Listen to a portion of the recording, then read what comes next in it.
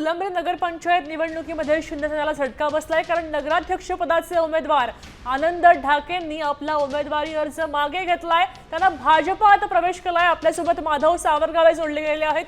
माधव, आपण पाहू शकतोय की हल्ली भाजपमध्ये जोरदार इनकमिंग सुरू आहे आणि तिथे पुन्हा एकदा शिंदेना धक्का बसल्याचं पाहायला मिळतंय। नेमकं कारण काय झालं? या पक्षप्रवेशामागे नेमकी बातमी काय आहे?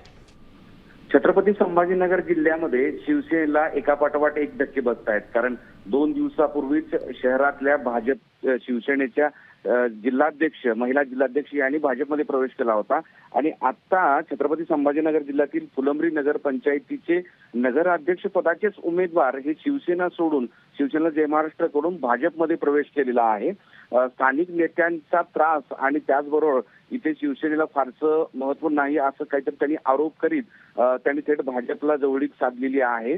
भाजप विरुद्ध शिवसेना आणि महाविकास आघाडी असा संघर्ष नगरपालिकेच्या निवडणुकीमध्ये सुरू होता आणि त्या दृष्टीने भाजपनं थेट शिवसेनेचाच नगराध्यक्ष पदाचा उमेदवार आपल्या बरोबर घेतल्यामुळं आता त्यांना ही निवडणूक सोपी झालेली आहे आणि त्यामुळं राष्ट्रवादी काँग्रेस आणि महाविकास आघाडी विरुद्ध भाजप असा संघर्ष त्या ठिकाणी दिसत आहे। सगळ्यात महत्त्वाचं म्हणजे शिवसेना शिंदे गटाचाच उमेदवार पळत असल्यामुळं भाजप आणि शिवसेना शिंदे गटांमध्ये वाद उफाळून येण्याची शक्यता जास्त दिसते आहे। कारण छत्रपती संभाजीनगरच्या सगळ्याच नगरपालिका निवडणुकीमध्ये शिवसेना भाजप असा संघर्ष दिसतोय। नक्कीच माधव, सविस्तर माहितीसाठी धन्यवाद।